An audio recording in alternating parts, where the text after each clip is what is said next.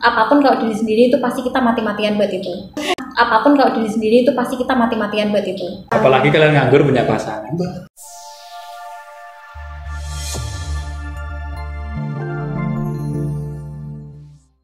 Assalamualaikum warahmatullahi wabarakatuh. Ketemu lagi dengan kita berempat. Saya Mela. Saya Nabila. Saya Safa. Saya Haji. Kali ini kita akan membahas buku yang berbeda dari sebelumnya. Kalau sebelumnya itu kita membahas tentang dunia perselesan, ya kan? Itu sudah jadi makanannya Mbak Safa. Kali ini kita akan membahas dari bukunya punya Tara Damaya yang berjudul The Power of Personality. Ini siapa ya? Ini tentang siapa ya? Tentang kita semua. Tentang kita semua. Tentang kita. Oke. Tentang kepribadian ya.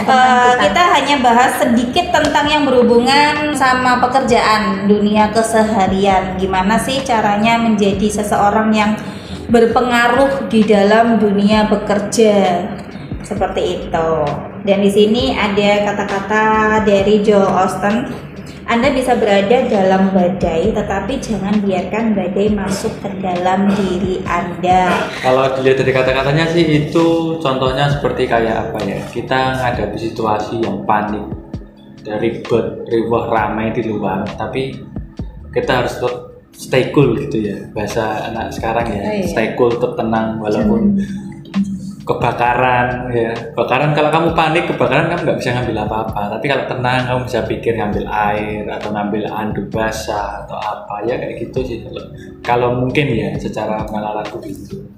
Jadi jangan tenggelam sama kepanikan itu gitu. Contohnya kalau gas bocor, itu kan sebenarnya nggak meledak ya, tapi kan kalau orang udah panik, takut kebakaran, dan lain-lain kan jadi nggak bisa gerak. Sebenarnya gampang sih untuk mengatasi itu, ditutup pakai handuk basah atau kain bakar. Pakai tangan boleh nggak? Pakai tangan bisa kok. Itu kan dia hanya di ujung aja. Jadi tabung ya itu paling lubangnya cuma satu. Cuma hanya lubangnya aja. Tapi kan hanya bisa dilakukan oleh orang yang stay cool, tenang gitu. Tenang. Kalau panik. Jadi dia kalau saya nggak panik, kita stay cool gitu. Jadi badai datang itu untuk membersihkan jalan kita, mencari solusinya. Kalau anak-anak game bilangnya easy. Oke. Terus lainnya gimana nanggepin? Bener nggak sih, sesuai nggak sih yang kata-katanya ini tadi sama tanggapannya oleh Mas Aji? Kalau dari aku sesuai sih. Jadi lebih gampangnya kalau dipikir kita hidup kan juga banyak orang yang tahu tentang kita. Jadi kalau kritik-kritik orang yang datang itu baik atau enggaknya, yaitu dari diri kita sendiri gimana bisa nyaring itu bagus nggak untuk kita. Jadi yang dimaksud badai itu tuh semua orang kan bisa mengkritik kita, semua orang kan bisa kayak ngejudge, tapi mereka kan nggak tahu untuk kehidupan kan yang tahu kita sendiri. Nah dari itu juga sih salah satu badai dari hidup itu juga itu. Jadi dari kita sendiri sih, orang-orang itu datang ambil baiknya, yang buruknya dibuang. Oke, bisa jadi kalau misalnya badai itu diibaratkan dengan kesulitan kita saat bekerja. Misalnya kita menemukan kesulitan atau kesalahan dalam bekerja kayak gitu. Kesulitan itu tuh nggak bikin kita, kalau kita menghadapinya dengan stay cool tadi, kayak kalau yang dijelasin sama Mas Haji, kita tetap mengambilnya tuh inilah badaiku untuk meningkatkan misalnya kemampuan saya, kesalahan kayak gini, oh berarti aku harus kayak gini, kayak gitu.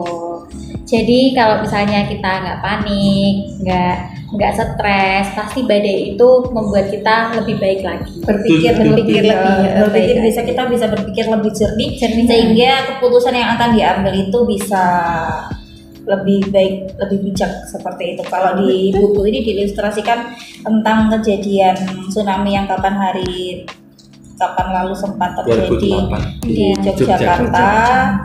Di situ kan beberapa orang mungkin ada yang percaya, kalau saya rasa di berita itu sepertinya kan pasti membesar-besarkan ya, dan tidak semua orang itu berpikiran realistis, bener nggak sih berita itu. Dan kebanyakan mungkin masyarakat awam pasti akan selalu percaya dengan semua yang disampaikan sama berita yang ada di TV. Menurut saya seperti itu.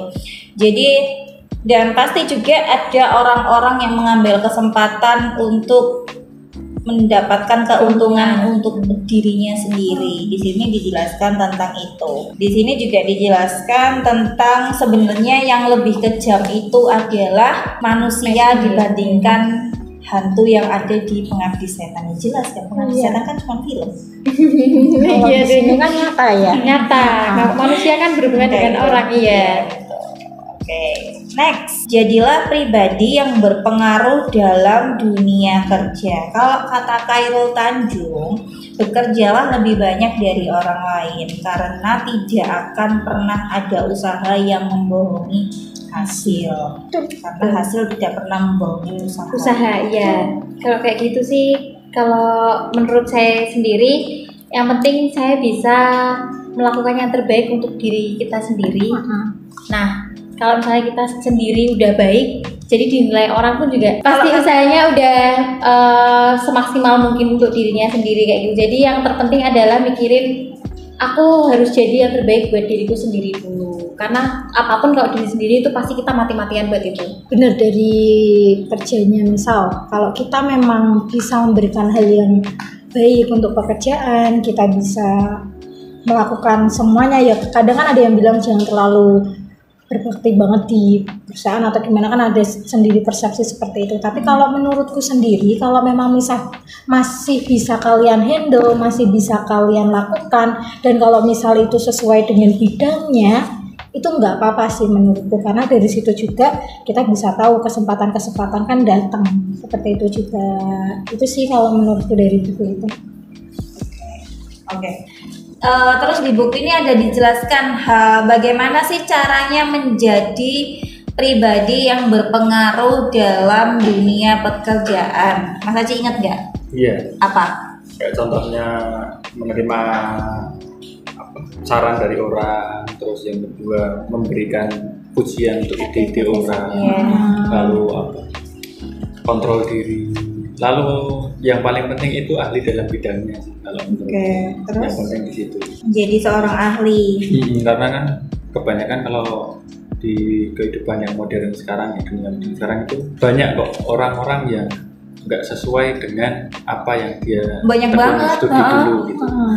Kayak contoh ya, aku itu ikut ngikutin salah satu TikToker yang dia itu HR di BUMN. Kalau nggak salah siapa yang namanya, lupa. Dia itu Bukan jadi Santos ya? Kantina ya? Bukan. Dia itu HR di BUMN. Tahulah BUMN apa. Itu dia dari lulusan pertanian. Coba kalian bayangin. Tapi kalau kameranya di bawah, kita lagi kakinya memang secara pengaruh dia mendalami banget dengan apa yang dia tekuni bertahun-tahun bekerja di HR, walaupun emang sih nggak cocok dengan apa yang dia terus jadikan tempat studi, cuman karena dia menekuni itu, jadi nggak ada hubungan antara studinya dulu dan pengalaman kerja dia sekarang. Kayak misal contoh kasus-kasus ya, anak kuliah sekarang lulus, dia berpikir ada yang dulu itu kasus itu sama STM ya kalau yang nggak salah di buku itu, orang yang berpengalaman dengan orang yang fresh graduate itu kan lebih dilirik orang yang punya pengalaman banyak, karena tentu orang itu kan sudah punya sudah melampaui banyak badai lah, kayak yang tadi dijelasin, udah tahu apa yang akan terjadi di tempat kerjanya, apa yang bakal datang tiap di problem-problem case-case di pekerjaan. Pasti sih orang yang menekuni sesuatu itu pasti lebih handal, lebih tenang dalam badai sih.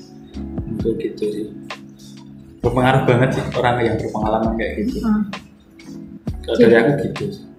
Oke. Selain menjadi seorang yang ahli, mungkin orang yang berpengaruh di dalam suatu pekerjaan adalah orang yang selalu bisa memberikan win-win solution untuk setiap masalah yang ada di kantor. Jadi orang yang penuh dengan problem solving mungkin ya. Dan seseorang yang bisa menjaga sikap dan komunikasinya dengan baik terhadap semua orang. Jadi nggak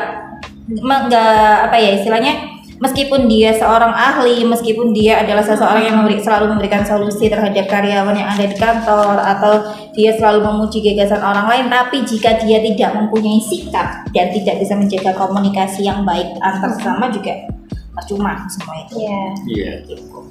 Kecerdasan tanpa manner itu nggak berguna. Jadi lebih baik orang yang bermanner daripada orang yang cerdas. Iya, benar. kayak gitu guys. Oke, di sini juga tadi sempat disinggung sama Mas Aji ya. Jadi nggak peduli kamu lulusan apa, meskipun kamu lulusan S2 dari luar negeri atau apa, tapi kalau misalkan kamu tidak memiliki pengalaman, ya nothing, karena perusahaan belum tahu sebenarnya kamu itu bisa kerja atau enggak kayak gitu. Jadi dari kesimpulannya ini semua sih, dari pekerjaan juga betul tadi ya, kalau dalam segi pendidikan juga nggak semua pendidikan tinggi itu bisa dapat sama pekerjaan, karena memang yang dicari sekarang kan memang kinerja nyatanya di lapangan. Nah, gitu. Terus kalau misal dalam pekerjaan kan itu pasti juga ada masalah, ada apapun yang dilalui juga pasti ada solusinya. Itu aja sih kalau dari aku. Kalau dari saya sendiri, yaitu pentingnya belajar menjadi pribadi yang unggul. Yang pertama dari diri kita sendiri, terus kita terapkan ke lingkungan pekerjaan biar kita menjadi personality yang unggul.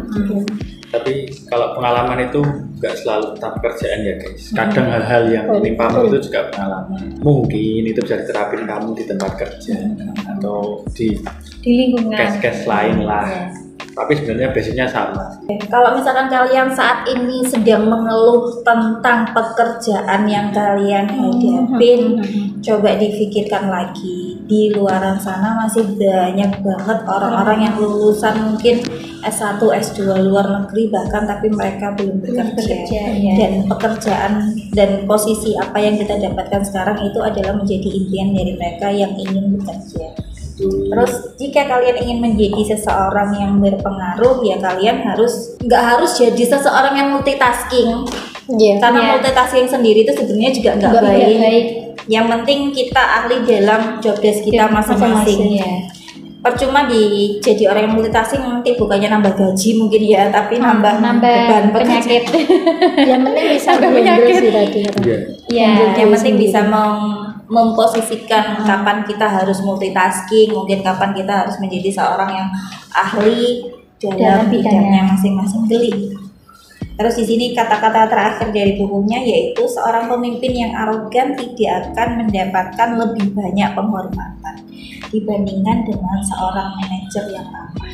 Udah terjawab sih, karena kalau dari arogan itu kan pasti kan ngebawa jadi karyawan jadi males kalau mau konsultasi mau apa-apa kan semua pasti ke jangan aku sama ini arogan makanya kamu nggak mau tanya-tanya kan? Ya bisa jadi juga ya. Enggak, tapi mbak kenapa mbaknya yang di sebelah sana ketawa? Enggak, itu salah satunya yang bikin jadi beberapa bawahannya kan jadi kayak malas, jadi kan itu jadi salah satu penyebab orang banyak nggak betah di kerjaan, kan banyak tuh di kerjaan kayak gitu. Oh iya, sering terjadi. Mbak Safa nggak relate banget ya. Mana aku yang betah nggak? Apakah mungkin saya terlalu arogan di sini? Betah sampai sekarang masih di sini, ya berarti betah. Di perusahaan-perusahaan juga banyak sebelumnya kayak gitu kan, karena atasan-atasan kan juga berbagai jenis.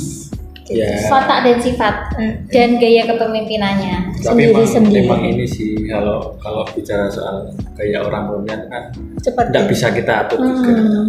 Kadang juga kita harus menyesuaikan. Makanya itu tadi, tenang di dalam badai. Iya. Kadang harus menghadapi, ya mau gimana lagi. Misal kalau kita masuk di tempat yang sudah memang seperti itu kan, nggak mungkin kita bisa banyak merubah. Ya harus tetap tenang di yang penting kita mengerjakan apa semuanya sesuai dengan rules ya. Yang penting kita dedikasi lah untuk itu, kerja sesuai aja, serius. Kalau kena marah dan lain-lain itu kan hal yang biasa kalau di pekerjaan, bukan hal yang tabu. Kalau kalian nggak mau dapat omelan dari atasan kalian atau lain-lain, karena orang nganggur pun tuh dapat omelan dari orang tuanya nggak punya uang. Iya, secapek-capeknya orang kerja lebih capek orang nganggur yang nggak punya duit yang mencari kerja. Apalagi kalian nganggur punya pasangan, apalagi nganggur punya cicilan. pengalaman sejangan. Apalagi nganggur ya. Aduh. Ya setidaknya adalah Pandai-pandailah income-nya. bersyukur ya. Pandai Kayak bersyukur gitu. juga. Syukuri sekali. Kalau yang sering lewat kata-kata adalah tempat kerjamu sekarang mungkin tidak membuatmu kaya, tapi kamu hidup dari kamu, tapi bisa membuat kamu hidup. Gitu nggak sih kata-katanya? Iya, betul. Ya, tempat kerjaan sekarang itu bisa jadi kamu untuk bertahan hidup. Semoga yang sudah menonton video kita ini sambil curhat-curhat sedikit-sedikit bisa memberikan pencerahan buat yang awalnya mungkin mengeluh gitu ya. Durek, rek, bosku jahat banget ya, ngomel aja Durek. Ya sesuai semua apa yang kita kerjakan pasti nanti akan dihargai sesuai dengan memang nggak melulu tentang masalah uang, tapi apa yang kita dapatkan itu pasti nanti akan sesuai meskipun tidak hanya tentang uang. Iya, dari pengalaman, ketemu orang-orangnya. Ya, banyak relasi, pengalaman yang lain. Yang penting kerjanya mental aman nggak? Aman, alhamdulillah. Ya, seperti itu. Paling kuping ya yang nggak aman ya. Enggak Ya. sih. Kuping atau mental yang nggak aman? Yang nggak aman sih sebenarnya itu sih. Hati. Telinga aja. Iya lah. Kuping ya, kuping. Terima kasih yang udah nonton, semoga bermanfaat. Wassalamualaikum warahmatullahi wabarakatuh.